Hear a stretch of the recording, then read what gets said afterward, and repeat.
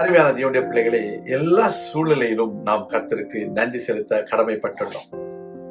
நம்முடைய வேதாகமத்திலே அநேக சூழ்நிலைகளிலே தேவ மனிதர்கள் கடந்து சென்ற பொழுது அவர்கள் முறுமுறுக்கவில்லை, தேவனுக்கு நன்றி செலுத்தினார்கள். பவுலும் சீலாவும் சிறைச்சாலையில் அடைக்கப்பட்ட பொழுது தேவனை துதித்து பாடினார்கள், ஜெபித்தார்கள்.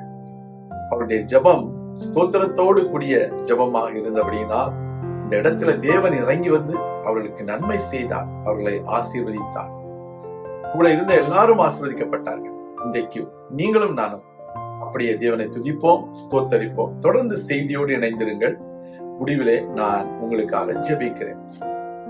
அப்போஸ்தலர் நடபடிகள் 16வது அதிகாரத்தில் let us turn our Bibles to Acts of Apostles chapter 16. Okay, அங்கே நம்ம பவுலையும் சீலாவையும் குறித்து பார்க்கிறோம். We know about Paul and Silas. They were in the Philippi jail. இந்த Philippi jail. அந்த Philippi jailல they were tied. அவங்க என்னது கட்டப்பட்டிருந்தார்கள். அவர்களுடைய கால்களும் எங்கே கடவுது கொழுமரத்தில் கட்டப்பட்டிருந்ததை நம்ம பார்க்கிறோம், வாசிக்கிறோம். ஆமென். 23வது வசனம் வாசிங்க சிஸ்டர். அவர்கள் அதே அடி அடித்து பின்பு சிறைச்சாலையிலே வைத்து அவர்களை பத்திரமாய் காக்கும்படி சிறைச்சாலைக்காரனுக்கு கட்டளையிட்டார்கள். அவர்கள் இப்படிப்பட்ட கட்டளையை பெற்று அவர்கள் உட்காவலிலே அடைத்து உட்காவல் அறையில் அடைத்து அவர்கள் கால்களை தொழுமரத்தில் மாட்டி வைத்தான். Amen. Having received such a charge, he put them into the inner prison so that they will not come out easily. Nobody can help them to bring them out. So அடுத்தது they fastened their feet in the stocks. Amen. கால்களை தொழுமரத்தில் கட்டி வைத்தார்கள். இது அப்போஸ்தலர் நடபடிகள் Bible study படிக்கும்போது இந்த picture எல்லாம் பார்த்துருக்குறோம். ஓகே, அந்த இடத்துல இவங்க என்ன பண்ணாங்க? ஆண்டவரே, ஏன் இப்படி நடந்தது? நாங்கள் என்ன செய்தோம்? என்ன தப்பு செய்தோம்? ஆண்டவரே, ஆவியானவர் இப்போ வந்து ஆண்டவர்கள் இப்போ ஆவியானவர் எதுக்கு எடுத்தாலும் ஆவியானவர் தான் பார்க்க முடியாது பாருங்க. அவருக்கும் இவங்களை தெரியாது, இவங்களுக்கும் அவங்கள தெரியாது. அதனால ஆவியானவரே ஏன் எனக்கு இப்படி நடந்தது? ஆவியானவரே, நான் உங்கள்கிட்ட கேட்டுகிட்டே இருக்கிறேன், ஒன்றுமே சொல்ல மாட்டேங்கிறீங்க அப்படின்னு நல்ல கொஸ்டின்லாம் கேட்குறோம். அப்படியல்ல, அவங்க என்ன செய்கிறாங்க? சுவிசேஷத்துக்காக தான் அடிபட்டாங்க. அவங்க வேறு எதற்கும் தவறு செய்யவில்லை, குற்றம் செய்யவில்லை. But they were persecuted for the sake of the name of the Lord Jesus Christ of Nazareth. Still, the word of God says in the 25th verse, in the midnight, at the midnight, Paul and Silas were praying and singing hymns to God. Singing hymns to God is a way of expressing our gratitude. Amen. Gratitude is the best attitude. Even in the time of your bondage, in the time of your captivity, even in the time of your sickness, in the time of your I'm just correcting again, once again. It is not for the sickness, it is in the midst of the sickness, in the midst of your bondage, in the midst of your trouble, in the midst of your tribulation. We are expected to praise God by singing hymns to God. Hallelujah. Amen. அந்த நேரத்திலையும் பாடுறதுக்கே எனக்கு வரவே இல்லைன்னா பாட்டை போடுங்க, கேளுங்க, கூட சேர்ந்து பாடுங்க. வரலையா சொல்லுங்க. நிறைய சொல்லுங்க, பாடவே வரமாட்டேங்குது, பைபிள் எடுக்கவே வரமாட்டேங்குது. அசுத்தாவி. ஆமேன். இந்த ஆவி என்னது? பரிசுத்த ஆவி. யாருடைய ஆவி? பவுலுக்கும் சீலாவுக்கும் இருந்தது.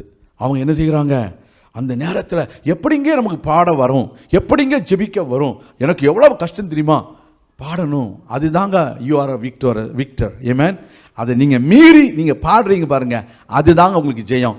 அதுதான் உங்களை அந்த ஜெயத்துக்கு நேராக நடத்துகிறது. I mean, you take the effort to overcome something that is stopping you praising God. Hallelujah. உங்களை பாடாதபடிக்கு தடுக்கிறத நம்ம பாட வேண்டும் என்று சொல்ல ஒரு உணர்வு உங்களுக்குள்ள உண்டாகிறது பாருங்க. அதுதான் பரிசுத்த ஆவி. அப்போ என்ன செய்யறது பாருங்க. 25வது வசனத்தில் வாசிக்கும் பொழுது அவர்கள் பாடினார்கள், துதித்தார்கள், தேவனுடைய நாமத்தை மகிமைப்படுத்தினார்கள். அந்த வேளையில என்ன நடக்குது பாருங்க. ஆமென். வாசிப்போம். Suddenly there was a great earthquake. இதை குறித்து சங்கீதத்தில் ஒரு வசனம் இருக்குது. சங்கீதத்தில் நாங்கள் துதிக்கிற பொழுது பூமியை நீர் அதிர பண்ணுகிறீர் என்று வேதம் இருக்கிறது. நான் இன்னைக்கு இப்போ எடுக்க முடியல, நான் அப்புறம் சொல்கிறேன். ஓகே, அப்போ there was a great earthquake so that the foundations of the prison were shaken, and immediately all the doors were opened and everyone's chains were loosed. Amen, hallelujah. When you praise God, God is going to open the closed doors for you. Amen. When you praise God and sing God, God is going to shake the people, those who are in authorities. Hallelujah. காரணம் தெரியுமா உங்களுக்கு? கதை தெரியுமா? கடைசியில் என்ன நடந்தது?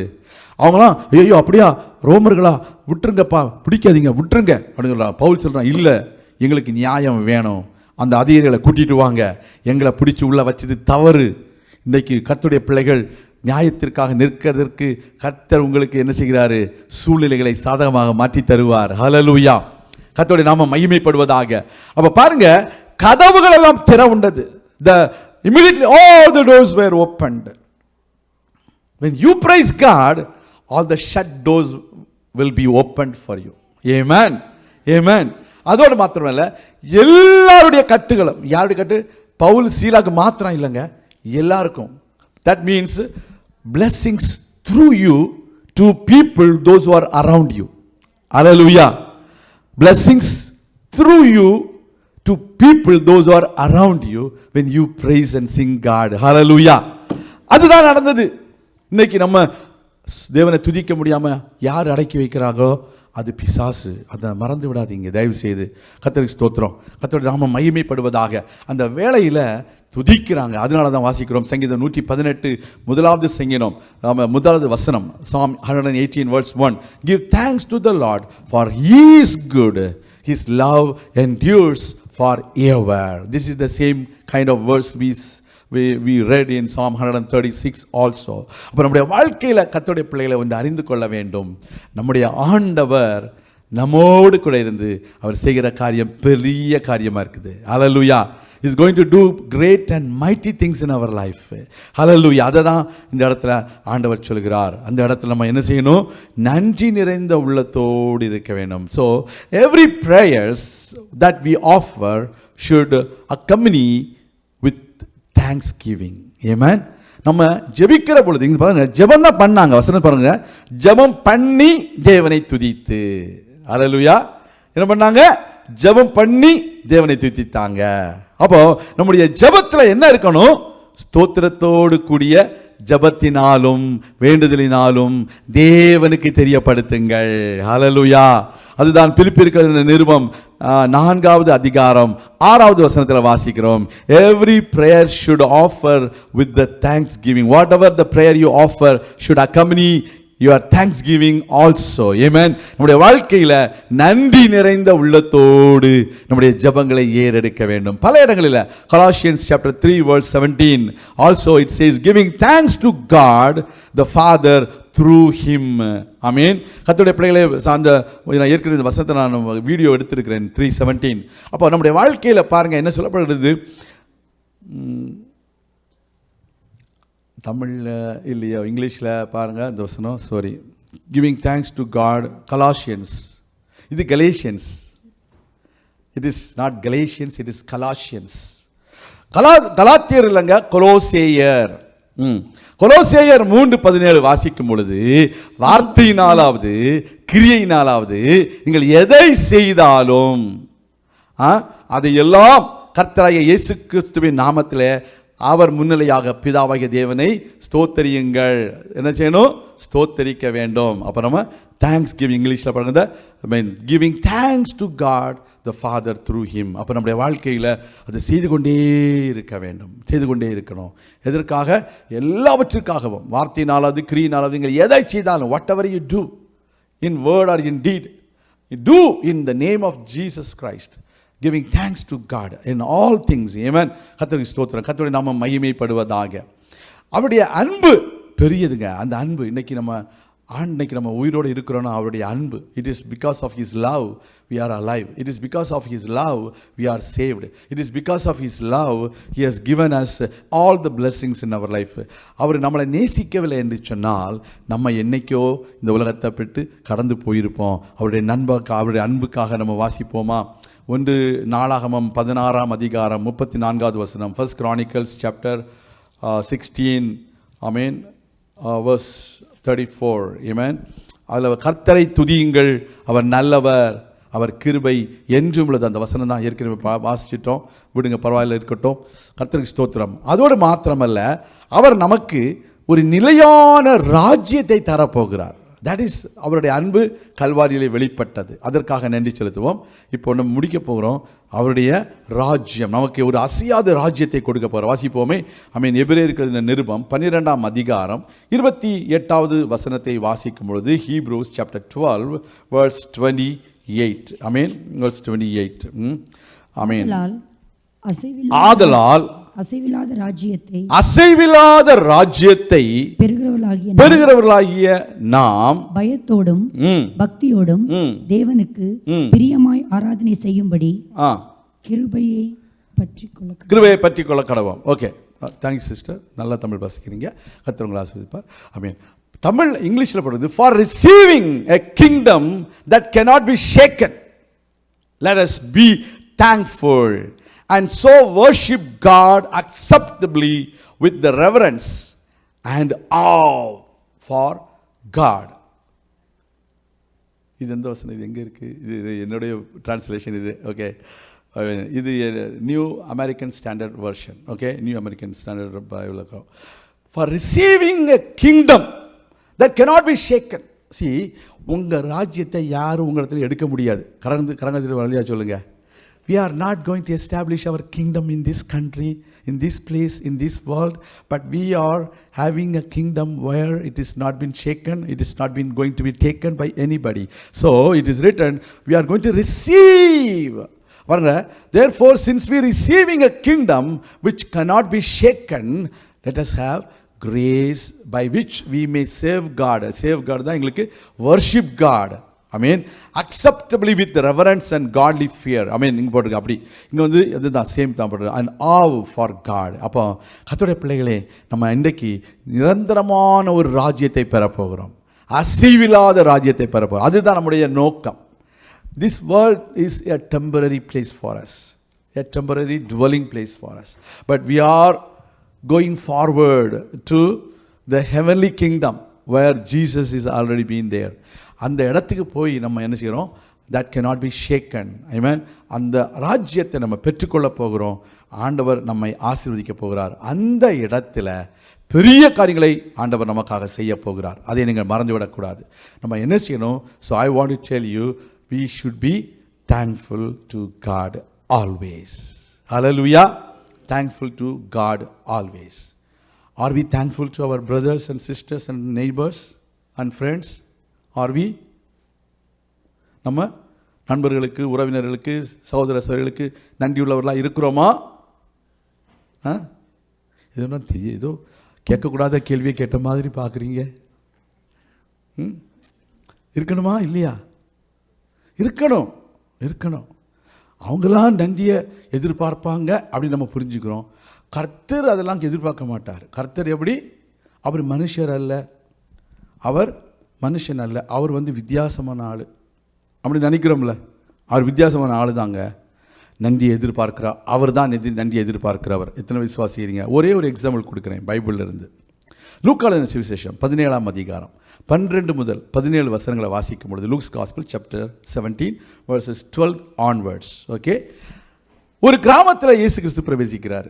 அங்கே எத்தனை பேர் இயேசு கிறிஸ்துவை கண்களில் படுகிறார்கள்? எத்தனை பேர்? எத்தனை பேர் படுகிறாங்க இயேசு கிறிஸ்துக்கு முன்பதாக? How many people were there? 10. 10 பேர். 10 பேர். அந்த 10 பேர் எத்தனை பேர்? அந்த 10 பேர் ரொம்ப நல்லவங்களா? ரொம்ப ஆரோக்கியமாக இருக்காங்களா? அவங்க என்னது இங்கிலீஷில் சொல்லணும்னா they were lepers. ஆமென். ஆனால் தமிழில் எப்படி சொல்லணும்? தொழு நோயாளிகள். Thank you uncle. பட் தமிழ்நாட்டிலேருந்து வந்திருக்காங்கல்ல, அவங்க தமிழ் சொல்லி தருவாங்களே. ஆமாம், தொழு நோயாளிகள். அந்த அந்த அதுக்கு அந்த வேர்டே குஷ்ட ரோகம் அப்படின்னு சொன்னாலே, ஒரு குஷ்ட ரோகம் சேமா தெலுங்குல. அப்போ தொழு நோயாளிகள் அந்த தொழுநோயாளிகள் யாருமே கிட்ட வர மாட்டாங்க. நான் ஏற்கனவே பேசியிருக்கிறேன். யாரை பற்றி பேசியிருக்கிறேன் சொல்லுங்க. நீங்கள் நிறைய பேரை பற்றி பேசியிருக்கீங்க பாஸ்டர். வீட்டுக்கு வந்தபோது நிறைய பேரை பற்றி பேசினீங்க, இப்போவும் நிறைய பேர் பேசிகிட்டே இருக்கிறீங்க. நாங்கள் யாரும் சொல்கிறது பாஸ்டர்? நாகமான் நேமன், நான் ஒரு வாட்டி சொன்னேன், இந்த இடத்த சொன்ன வந்த உடனே ஒருத்தர் வந்து கேட்டார், பாஸ்டர் அவன் அந்த காலத்திலேயே குஷ்டரோகம் உள்ளவங்கெல்லாம் பெரிய இத்தாலியா பட்டாளத்தில் இத்தாலியா பட்டாளத்தில் சீரிய பட்டாளத்தில் இருக்கக்கூடாது, சீனியா இராணுவத்தில் இருக்கக்கூடாதுன்னு இருந்ததோ அவனு. ஸ்தோத்திரம். கர்த்தருடைய பிள்ளைகளே, குத்துரோகியாக இருந்தால் யாராக இருந்தாலும், எந்த யூதனாக இருந்தாலும், நான் ஜூயிஷாக இருந்தாலும் சமுதாயத்தில் சேர்க்க மாட்டாங்க. நம்ம ஊரில் சேர்க்குறோமா இன்றைக்கி? தொழுநோயாளிகளை சேர்க்குறோமா? நம்ம பக்கத்தில் சேர்க்க மாட்டோம் இல்லையா? சேம் தான் எல்லா இடத்துலையும். அப்போது அந்த இடத்துல பாருங்கள், அந்த தொழுநோயாளிகள் வந்து தூரத்தில் நிற்கிறாங்க. அடுத்த வசனம் வாசிக்கும் பொழுது ஆண்டவர் சொல்கிறாரு, ஐயரே, இயேசு ஐயரே, எங்களுக்கு இறங்கும் என்று சத்தமிட்டார்கள். இயேசு லாஸ்ட் நேம் என்ன நேமு? அப்படிதான் நம்ம நினச்சிக்கிட்டோம். அவருக்கு லாஸ்ட் நேமு அதுதான் நினச்சிக்கிட்டோம்.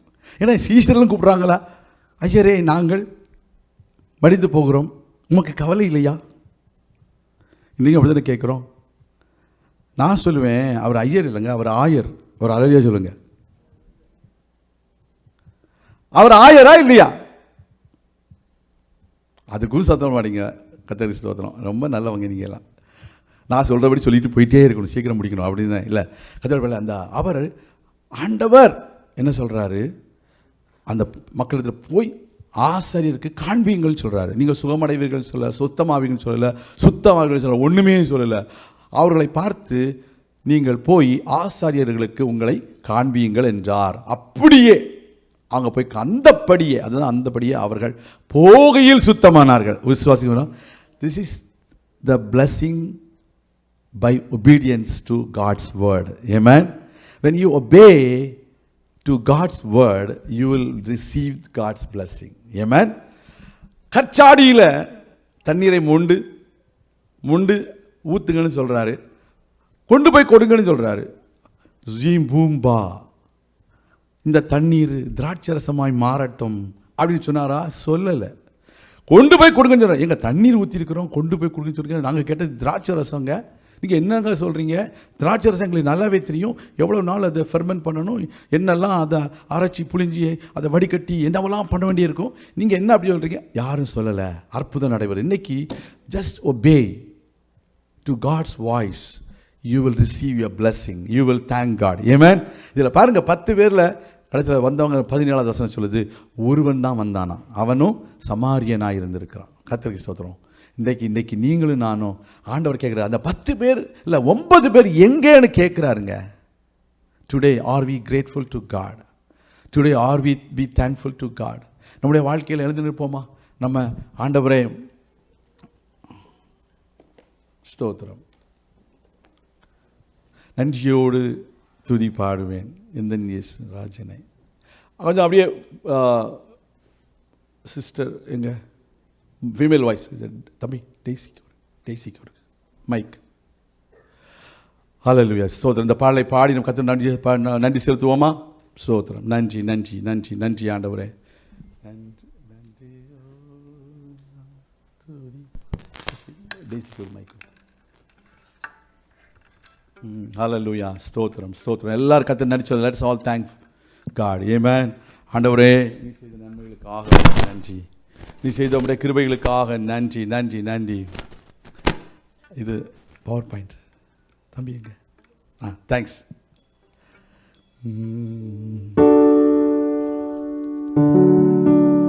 நன்றியோடு நான் துதி பாடுவேன் எந்தன் இயேசு ராஜனே.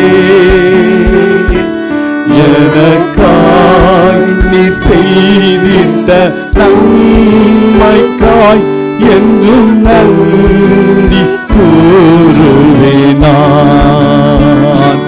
நன்றியோடு நான் துதி பாடுவேன் எந்தன் இயேசு ராஜனே. எனக்காய் நீ செய்திட்ட நன்மைக்காய் நன்றும் நன்றி கூறுவேனான். எண்ணிலடங்கா நன்மைகள் யாவையும் எனக்களித்திடும் நாதனே. எண்ணிலடங்கா நன்மைகள் யாவையும் எனக்களித்திடும் நாதனே.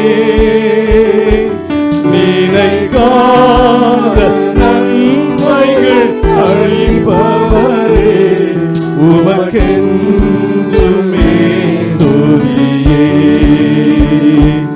நினைக்காத நன்மைகள் அழிப்பவரே, உமக்கென்றுமே துதியே. நன்றியோடு நான் துதி பாடுவேன் என் இயேசு ராஜனே. எனக்காய் நீ செய்திட்ட நன்மைக்காய் என்றும் நன்றி கூறுவேனான். சத்ய தெய்வத்தின் ஏகமைந்தனே, விசுவாசிப்பேன் உம்மையே. சத்ய தெய்வத்தின் ஏகமைந்தனே, விசுவாசிப்பேன் உம்மையே. வரும் காலம் முழுவதும் உம் கிருபை மரங்கள் பொழிந்திடுமே. வரும் எல்லாரும் உணர்ந்து பாடுவோம். God is going to shower all his blessings in the days to come. He is going to bless you in the future too. நன்றியோடு நான் துதி பாடுவேன் என் இயேசு ராஜனே.